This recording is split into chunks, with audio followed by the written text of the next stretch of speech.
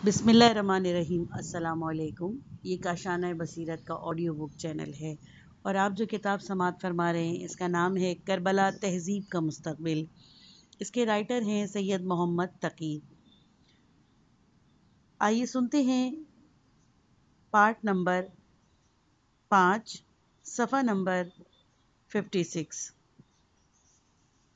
वाज़े तौर पर ये वही सोच है जो मक्के को दारुल हराम और जाय पनाह बनाने का सबब बनती है। दरअसल हुसैन अलैहिस्सलाम और यजीद दो मुख्तलिफ सेंसिबिलिटीज, दो जुदागाना हिस्सियतों के नुमाइंदगी करते हैं। सोच और रद्द अमल के दो मुख्तलिफ धारे हैं जो जुदा जुदा बह रहे हैं। लेकिन फरात से यजीदी फ़ौज को पानी हासिल करने की इजाज़त दे देना, जहाँ मुख्तलिफ हिस्सियत की नुमाइंदगी करता है, इसकी एक बड़ा अहम सियासी पहलू भी है। गड़बड़ सारी ये है कि इमाम हुसैन अलैहिस्सलाम के यहाँ मसाइल को सियासी अंदाज पर बरतने की जो सतह थी, दमिश्क और कूफे वाले इस सियासत को समझने के बारे में बईद तर फासलों पर आने की अहलियत से महरूम थे। दरियाए फ़रात से यजीदियों को रोकने का मतलब वाज़े तौर पर यह होता कि पानी के हुसूल की जंग छिड़ जाती। शहादत इस तसादुम में भी दी जा सकती थी। जिस तरह इससे पहले मक्के में शहादत पेश करने का तमाम तर इम्कानात पैदा हो गए थे, मगर फुरात पर कब्जे की लड़ाई यानी पानी के हुसूल की लड़ाई इस इशू की दो टोक लड़ाई न थी होती, जिसके लिए हुसैन अलैहिस्सलाम अपनी कुर्बानी पेश करने का फैसला कर चुके थे और जो तारीख का गिरा इशू था। मक्के में शहादत भी मुतय्यन, वाज और साफ इशू पर रोनुमा ना होती। एक दहशतगर्द का हमला होता जिससे इमाम हुसैन अलैहिस्सलाम शहीद हो जाते। बैत जैसी तारीखी सवाल पर वाज़े और खुले अंदाज में कुर्बानी पेश करने का जो मकसद सामने था वो पूरा ना होता। यूं पूरी बात धुंधला कर रह जाती। इसीलिए तहजीबी बहाव पर नज़र रखने वाले एक सियासतदां की तरह इमाम ने पानी पर कब्जे की इस जंग को 10 मुहर्रम के लिए टाल दिया, ताकि तारीख एक फैसला कुन अलमिए और ड्रामे को पूरी वजाहत के साथ देख सकेगी। तारीख जूं जूं 10 मुहर्रम के करीब होती चली गई, हुसैन अलैहिस्सलाम ने एक अलमिया ड्रामे में गहरे रंग भरना शुरू कर दिए। उन्होंने 9 और 10 मुहर्रम की रात में अपने अजीज और साथियों का जलसा किया, जिसमें चिराग गुल कर दिए ताकि बिल मुशाफा बातचीत के दबाव से लोग बच जाएं। इमाम हुसैन अलैहिस्सलाम ने हाजरीन से कहा, ये लोग मेरे खून के प्यासे हैं, आप लोग इस रात की तारीकी में जहाँ चाहें चले जाएं। और इस मरहले पर अपने पराये का जो रुझान खुद गर्जी से पैदा होता है और किरदार की बुलंदी पर दाग लगा देना है, इसका कोई हल्का सा परतू भी दूर करने के लिए इमाम अलैहिस्सलाम ने फरमाया। यही मशवरा अपने अजीज को भी है कि वो रात के अंधेरे में अपनी जान बचा ले। हुसैन अलैहिस्सलाम के अजीज और उनके साथी वाज़े तौर पर उन्हीं के इखलाकी इक़दार को अजीज रखते थे जो इमाम अलैहिस्सलाम को अजीज थी। इसीलिए इस पेशकश को किसी ने भी कबूल नहीं किया। खुद इस वाक़े की नौयत काबिल तवज्जो है। इमाम हुसैन अलैहिस्सलाम मादी जंग लड़कर फतह पाने का मंसूबा कभी सामने न रखते थे। 53 हिजरी से जब बैत का मुतालबा शुरू हुआ, इमाम अलैहिस्सलाम ने मादी जंग का कोई मंसूबा नहीं बनाया। इसीलिए नहीं कि मंसूबा बनाने के बजाय मंसूबा बनाना खुद कोई अच्छी चीज़ न थी, बल्कि अच्छी चीज़ थी। और अगर इनकलाब के लिए माशरा तैयार होता तो बहरहाल दमिश्क का जबाबरा का तख्ता उलट देना चाहिए था। इमाम हुसैन अलैहिस्सलाम इनकलाबी थे, इनकलाबी ना होते तो शहादत के लिए क्यों तैयार होते।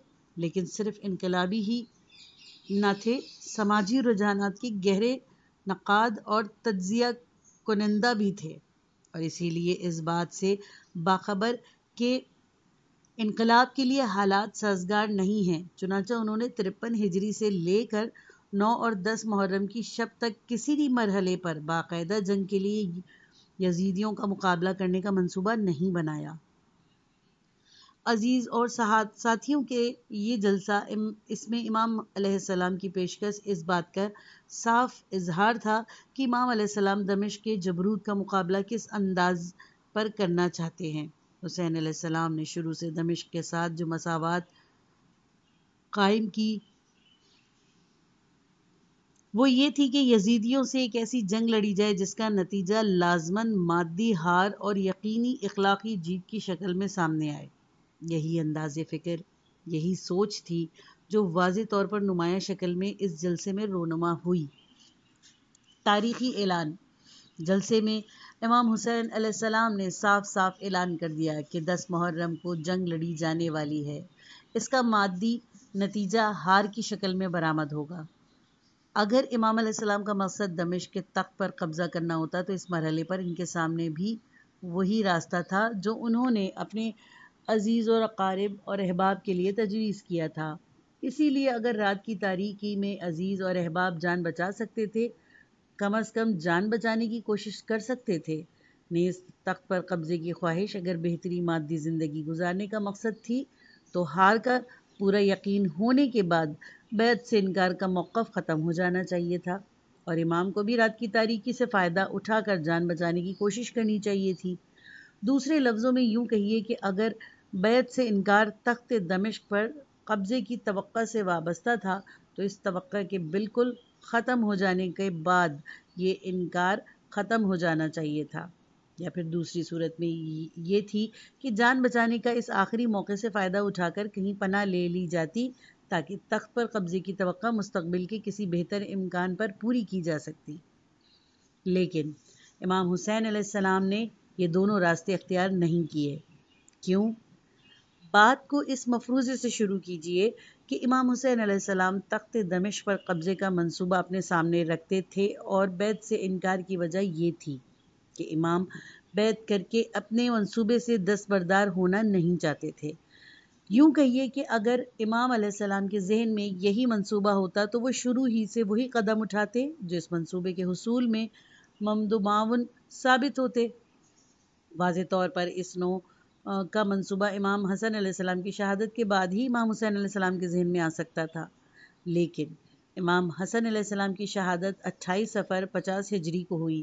گویا آئندہ 11 سال کے دوران جو واقعہ کربلا کے رونما ہونے تک کا وقفہ ہے، اس میں امام حسین علیہ السلام کو اس قسم کے اقدامات کرنے تھے جو تخت دمشق کا تختہ الٹنے اور ایک طاقتور عوامی بغاوت پیدا کرنے کے لیے ضروری تھے۔ لیکن تاریخ نے کوئی ایسا اشارہ نہیں دیا جو امام علیہ السلام کو اس قسم کی کسی سعی کی نشاندہی کرنا ہو، بلکہ اس کے برعکس ہم ہر مرحلے پر امام علیہ السلام کے ایسے اعلانات کا مطالعہ کرتے ہیں کہ وہ امام حسن علیہ السلام اور معاویہ معاہدے پر پوری طرح عمل کرنا چاہتے ہیں۔ یزید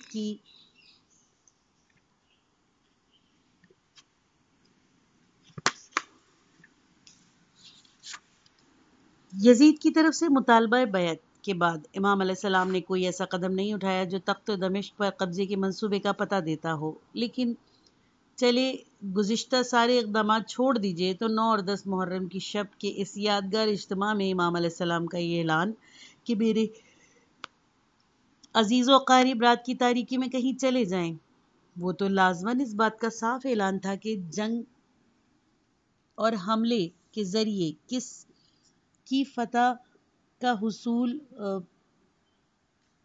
پیش نظر نہیں تھا، بلکہ مقصد کچھ اور تھا۔ سوال یہاں ہے کہ امام علیہ السلام نے رات کی تاریکی سے فائدہ اٹھا کر خود اپنی جان بچانے کی کوشش کیوں نہیں کی؟ جان بچانے کا صاف معنی یہ ہوتے ہیں کہ امام تخت دمشق پر قبضے کے منصوبے کو وقتی طور پر ناکام دیکھ کر کسی سازگار مستقبل کے امکان کے لیے کربلا کے خطرات سے بچ کر نکل گئے۔ یہ سوچنا صحیح نہ ہوگا کہ بچ نکلنے کی کوئی صورت موجود نہیں تھی، اسی لیے کہ امکان موجود نہ ہوتا تو امام اپنے عزیز و اقارب کو ساتھیوں کو بچ نکلنے کا مشورہ کیوں دیتے، اور جب جواب میں ان ساتھیوں کی طرف سے یہ نہ کہا جاتا کہ ہم آپ کو تنہا چھوڑ کر جانے کے لیے تیار نہیں ہیں۔ گویا چلے جانے کا امکان سب کے خیال میں موجود تھا۔ ورنہ اس مشورے کا جواب یہ ہونا چاہیے تھا کہ اس وقت تو بچ کر نکل جانے کا امکان ہی موجود نہیں۔ جہاں تک امام علیہ السلام کا تعلق ہے، انہوں نے پہلے بھی اور اس رات کو بھی صاف کہا کہ وہ میرے خون کے پیاسے ہیں اور میں ذلت کی زندگی پر عزت کی موت کو ترجیح دیتا ہوں۔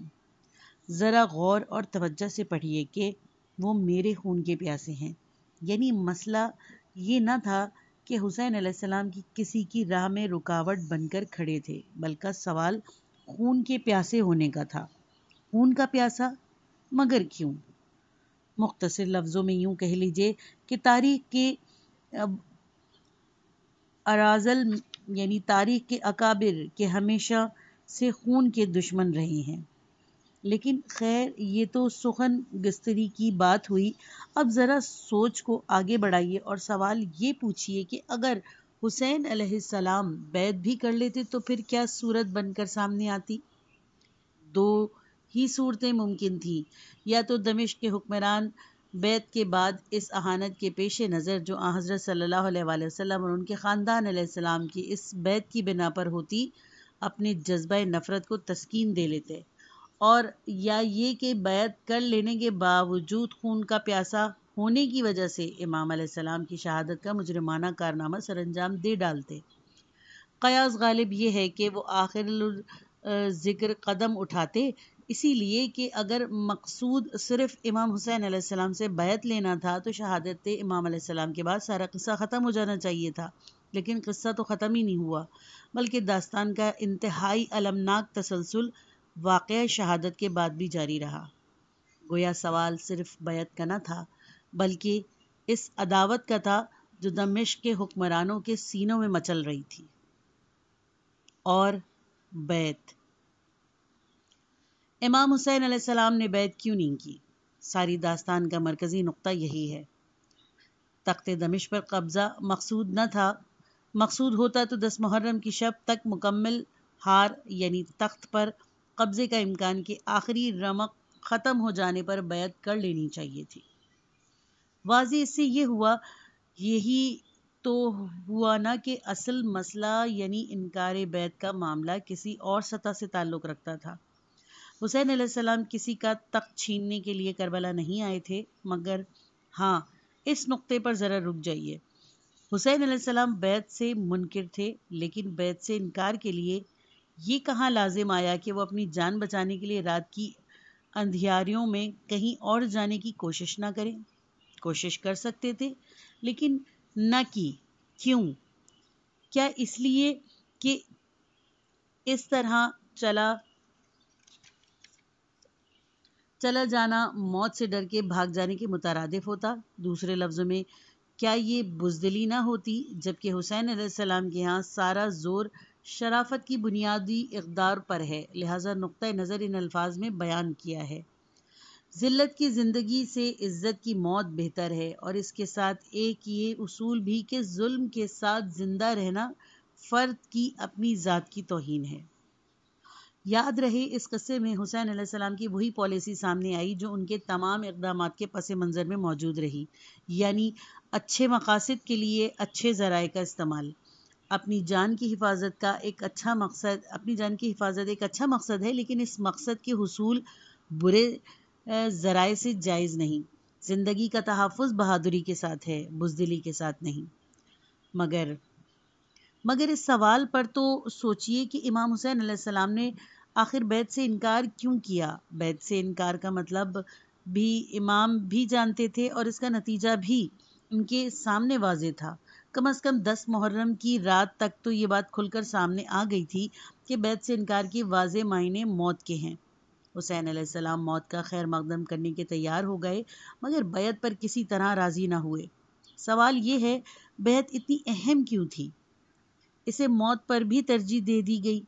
جواب اس سوال کا یہ دیا گیا کہ یزید فاسق و فاجر تھا، اسی لیے امام علیہ السلام نے بیعت سے انکار کر دیا۔ تو کیا مطلب اس کا یہ نکالا جائے کہ اگر یزید فاسق و فاجر نہ ہوتا تو امام بیعت کر لیتے؟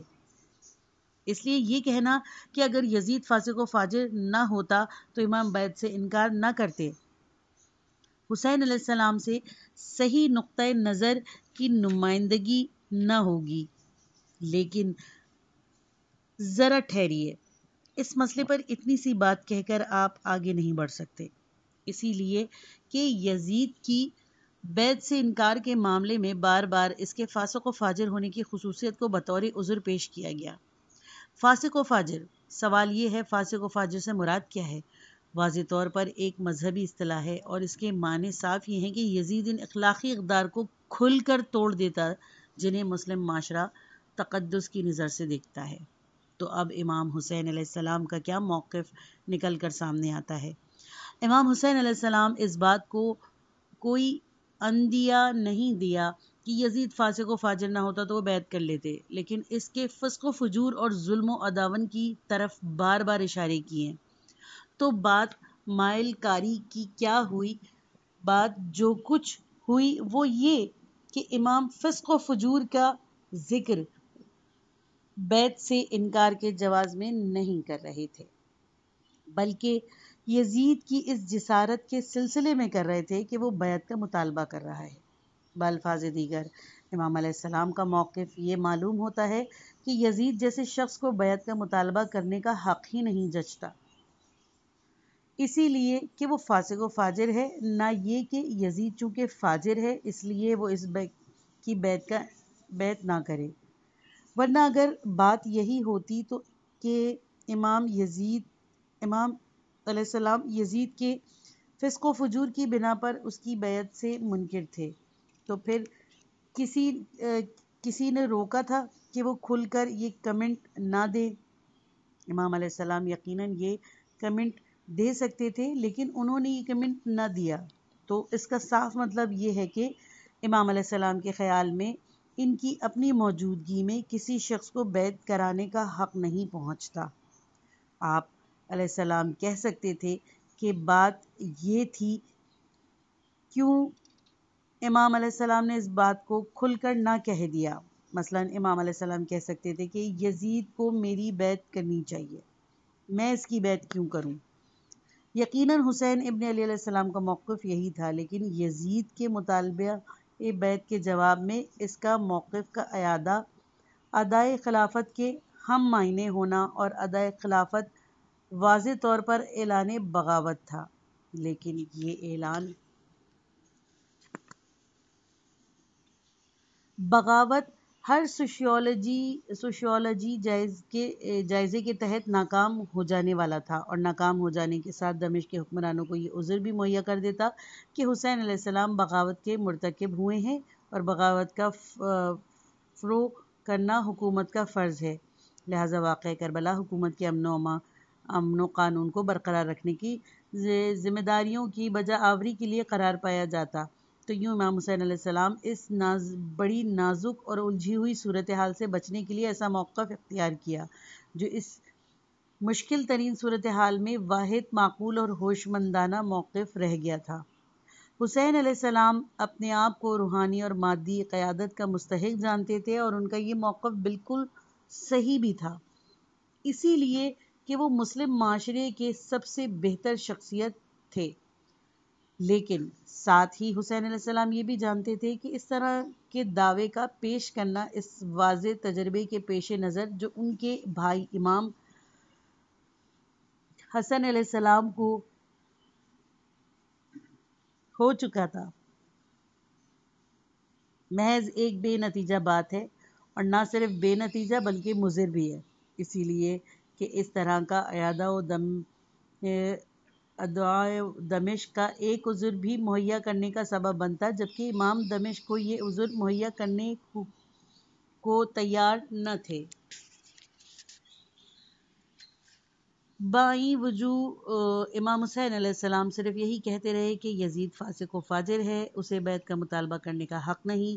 حق کسے کہتے ہیں، اسے انہوں نے بالکل واضح مشکلات کی بنا پر تصریحی طور پر بیان نہ کیا کہ اس کی وضاحت حالات کے عملی منطق کے پیش نظر غیر انسب تھی۔ تو یہ تو مسئلہ رہا فسق و فجور کا، لیکن بات صرف فسق و فجور پر تو آ کر نہیں رک جاتی، مسئلہ تو ظلم و عداون کا بھی ہے، اور امام نے بار بار دمشق کے ظالم ہونے کا ذکر بھی کیا ہے، بلکہ اس مرحلے پر حسین علیہ السلام نے تاریخ تہذیب میں ایک انتہائی شرافت آمیز تصور متعارف کرایا۔ حسین ابن علی علیہ السلام نے انسانوں کو یہ بتایا کہ ظلم کے ساتھ زندہ رہنا فرد کی ذاتی توہین کی حیثیت رکھتا ہے۔ یہاں ایک انتہائی شریفانہ سینسیٹیوٹی ہے، یعنی حیثیت کا پہلو قابل توجہ ہے۔ یعنی سوال صرف ظلم سہنے کا نہیں، کسی پر ظلم برداشت کرنے کا بھی مسئلہ بھی نہیں ہے۔ مرحلہ اخلاقی قدروں کی حیثیت کے اس نقطے پر پہنچا ہے کہ معاشرے میں ظلم کی موجودگی ایک شریف انسان کی ذاتی توہین کی حیثیت حاصل کر گئی ہے۔ اخلاقی اقدار کے بارے میں شدید الحاصی کی یہ منزل صرف حسین ابن علیہ السلام کے ہاں ملتی ہے، کسی دوسرے کے ہاں موجود نہیں۔ تو یہ رہا مسئلے کا اخلاقی پہلو، لیکن بات کو سیاسی منظر میں رکھ کر دیکھا جائے تو اس مرحلے پر سوال یہ اٹھائیے کہ اگر حکمران فاسق و فاجر اور ظالم ہو تو کیا اس کے خلاف فرد کو بغاوت کا حق حاصل ہے؟ اس کا فوری جذباتی جواب اثبات میں ہوگا، لیکن امام حسین علیہ السلام کا یہ جواب نہیں ہوگا۔ اور آپ مسئلے کا غیر جذباتی انداز میں جائزہ لیں تو امام علیہ السلام کے اس موقف کی تائید کریں گے۔ حکومت اور بغاوت۔ سب سے پہلے تو سوشیولوجیائی تحقیقت یہ ہے کہ حکومت کا خود ارادہ ہی اپنی ذات میں جبر پر مشتمل ہوتا ہے۔ ظلم پر تو ہر حال میں نہیں مگر جبر پر ضرور۔ حکومت سے متعلق مثالیوں کی بات کو تو چھوڑیے، ہاں تاریخ میں حکومت جس انداز سے آئی اس سے یہ بات بار بار سامنے آتی رہی کہ حکومت کا ارادہ جبر کی اساس پر ہی کھڑا ہوتا ہے۔ جبر اور ظلم میں بال برابر فرق ہے۔ ہر جبر ظلم نہیں ہوتا اور ہر ظلم کا جبر ہونا ضروری نہیں، تاہم دونوں اتنے ساتھ ساتھ چلتے ہیں کہ کم ہی ان کی سمتیں الگ ہو پاتی ہیں۔ ایک دوسری المناک حقیقت تاریخ یہ بھی ابھر کر آتی ہے کہ حکمران عام طور پر فاسق و فاجر ہوتے ہیں۔ اسی لیے اگر بات صرف فسق و فجور کی ہو، یعنی اصول یہ طے کر لیا جائے کہ ہر فاسق و فاجر حکمران کے خلاف بغاوت ہر شہری کا فرض قرار دے دیا جائے تو کوئی منظم حکومت زائد عرصے قائم نہیں رہ سکتی اور کوئی شہری سکون کی زندگی نہیں گزار سکتا۔ یہاں یہ سوال نہ اٹھائیے کہ فسق و فجور کو اپنی اصلاح میں اصلاح اضافی کی حیثیت رکھتی ہے۔ وہ چیز جسے مسلم معاشرہ فسق و فجور گردانتا ہے، دوسرے معاشرے اسے آرٹ کی خدمت قرار دے سکتے ہیں۔ یہاں تو آپ فسق و فجور کی تعریف صرف اس قدر قرار دے لیں کہ وہ تمام اقدامات جو کسی معاشرے میں ناپسندیدگی کی نظر سے دیکھے جاتے ہیں اور جنہیں متعلقہ معاشرے کی مقدس قدروں سے متصادم سمجھا جائے، فسق و فجور کے ذیل میں شمار ہوتے ہیں۔ مسلم معاشرہ کوئی عام معاشرہ نہیں تھا۔ اس معاشرے کے سامنے ایک آئیڈیل، ایک مثال یہ تھا کہ ایک ایسے معاشرے میں جو مثالیہ بدعماں ہو، جو بات مضحکہ خیز ہوگی کہ ایک ایسا شخص معاشرے کا نگراں ہو جو اس مثالیے کا مذاق اڑاتا ہو، اور وہ شخص جو اس مثال کا نمائندہ ہو بغاوت ہی نہیں صرف حق اختلاف تک سے محروم کر دیا جائے۔ افلاطون تو اپنے مثالیے میں شعراء تک کو داخلے کی اجازت دینے پر راضی نہیں تھا، اسی لیے کہ وہ ہومر کی طرح دیوتاؤں کی مذموم حرکات کا بیان کر کے عوام کے خیالات بگاڑ دیں گے۔ جائے کا ان لوگوں کے حکومت میں آ جانا جو اس مثالیے کی جڑیں کاٹنے کا اعلان کر دیں جس پر معاشرے کی بنیاد رکھی گئی تھی۔ ارسطو نے تو یہاں تک احتیاط برتی کہ اس نے حکمرانوں کو یہ مشورہ دیا ہے کہ وہ خراب قوانین کو بدلنے سے پہلے بار بار سوچ لیا کریں، اس لیے کہ قوانین عادتوں کے ارتساخ پر قائم ہوتے ہیں اور عادت پذیری کا عمل طویل مدت لیتا ہے۔ یہ احتیاط برے قوانین کے سلسلے میں بھی برتنی ہوتی ہے اور اچھے قوانین، اور جائے کا وہ قوانین جو مثالی معاشرے میں نافذ ہوں اور جن پر خود مثالیے کی نیو رکھی ہو۔ اس کو تو نہ تو سنگین بغاوت ہے، لیکن یہ وہ بغاوت تھی جو دمشق نے کی تھی، جس کی مزاحمت کرنا مسلم معاشرے کی تمام شریف روحوں کا فرض تھا۔ قدرتی طور پر حسین علیہ السلام اس مزاحمت کے رہنما تھے، لیکن امام حسین علیہ السلام مسائل کو جذباتی سطح پر طے کرنے کے حامی نہ تھے۔ مزاحمت کے لیے سازگار ماحول موجود نہ تھا، اسی لیے حسین علیہ السلام اور ان کے بھائی حسن علیہ السلام نے دمشق کی حکمرانی کو ڈی فیکٹو طور پر تسلیم کر لیا، لیکن ڈی جوری انداز میں ماننے سے انکار کر دیا۔ اسی لیے ڈی جوری انداز میں ماننے کا مطلب یہ ہوتا ہے کہ حسین علیہ السلام ان تمام اقدامات کی توثیق کر دیتے جو دمشق کے حکمران کر رہے تھے۔ بیعت، یہ اہم لفظ ہے جو 1400 سال سے مسلم تاریخ کے کانوں میں گونج رہا ہے۔ اپنے ماخذ کے اعتبار سے یہ لفظ بیع سے نکلا ہے۔ دینی معاشروں میں یہ لفظ کوئی مفہوم نہیں رکھتا، اس کے معنی صرف روحانی معاشرے کے ماحول میں پیدا ہوتے ہیں۔ آپ اپنے آپ کو دوسروں کے ہاتھ بیع کر دینا روحانی اطلاق رکھتا ہے، مادی یا دینوی نہیں۔ دینوی معاشرے کا حکمران صرف حکمران ہوتا ہے، روحانی پیشوا نہیں ہوتا۔ بیعت روحانی پیشوا کی جاتی ہے، دینوی حکمران کی نہیں، اسی لیے کہ فرد اپنی ذات کو روحانی لیڈر کے ہاتھ بیع کرتا ہے، عام دینوی حکمران کے ہاتھ پر نہیں۔ یوں بیع کا مطالبہ ایک آئیڈیل حکمران کر سکتا ہے، عام حکمران نہیں۔ اس آئیڈیل حکمران کے ہاتھ پر جو بیعت ہوگی وہ فی الواقع اس آئیڈیل سے بیعت ہوگی جس کی یہ حکمران نمائندگی کرتا ہے، خود اس حکمران یا لیڈر کی اپنی ذات سے بیعت نہ ہوگی۔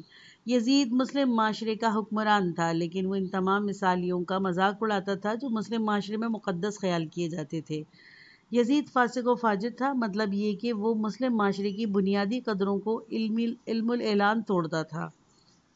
اس میں اس کی یہ توقع کہ لوگ اس کی بیعت کر لیں محض مضحکہ خیز تھی۔ پھر بازی بارش بابا ہم بازی، یعنی مطالبہ بھی امام حسین علیہ السلام سے جو مسلم معاشرے کے اساسی اقدار کے نمائندے تھے۔ تاریخ نے ہمیں جس یزید سے متعارف کرایا وہ واضح طور پر ایک بدترین حکمران اور ہر شریف شخص کا فرض تھا کہ وہ اس جیسے ظالم حکمران کے خلاف بغاوت کرے، اور مسلم معاشرے کے ذمہ دار لوگوں نے بغاوت کی بھی، لیکن یزید کے باپ نے اپنے بیٹے کے لیے ایسی مضبوط حکومت چھوڑی تھی جس سے خلاف عملی بغاوت نتیجہ خیز نہ تھی۔ اسی لیے ان چاروں بزرگوں نے جن کی مخالفت کا ذکر باپ نے اپنی وصیت میں کیا، براہ راست مقابلے سے اجتناب برتا۔ یہ کہنا البتہ مشکل ہے کہ گر یزید امام حسین علیہ السلام کے علاوہ بقیہ 3 حضرات سے بیعت کا مطالبہ کرتا یا اس مطالبے پر اصرار کرتا تو اس کا رد عمل کیا ہوتا۔ یہ بات بالکل صاف ہے کہ امام حسین علیہ السلام کے علاوہ وہ تینوں حضرات جو یزید کی بیعت سے منکر تھے آخر وقت تک اس انکار پر قائم رہے۔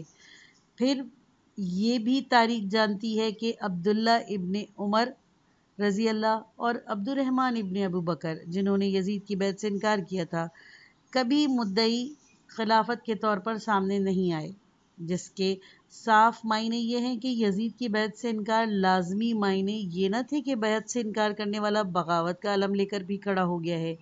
خود یزید اس بات کو جانتا تھا کہ بیعت سے انکار لازماً بغاوت کے ہم معنی نہیں، ورنہ وہ باقی 3 منکرین بیعت کے خلاف بھی فوج کشی کرتا۔ یعنی اس کے صاف معنی یہ ہوئے کہ یزید نے امام حسین علیہ السلام کے خلاف جو فوج کشی کی اس کا سبب اس کا یہ خوف نہ تھا کہ امام علیہ السلام حکومت کا تختہ الٹنے کے لیے میدان میں نہ اترے، بلکہ بیعت سے انکار دراصل اس بات کا اظہار تھا کہ دمشق کی حکومت اس آئیڈیل کے مخالف ہے جو مسلم معاشرے کو عزیز ہے۔ اس کا انکار لازماً یہ مطلب نہ تھا کہ یزید کی ڈیفیکٹو حکومت کو کمزور سمجھ کر بغاوت کا اعلان کیا جا رہا ہے، لیکن یہ مطلب ضرور تھا کہ یزیدی حکومت کی ڈی جوری حیثیت سے انکار کیا جا رہا ہے، گویا انکار یہ کیا جا رہا ہے کہ دمشق کے حکمران اس آئیڈیل سے منکر ہیں جس پر مسلم معاشرے کو چلنا ہے۔ یہ پارٹ ختم ہوا۔ کتاب کا اگلا حصہ نیکسٹ پارٹ میں سنیے۔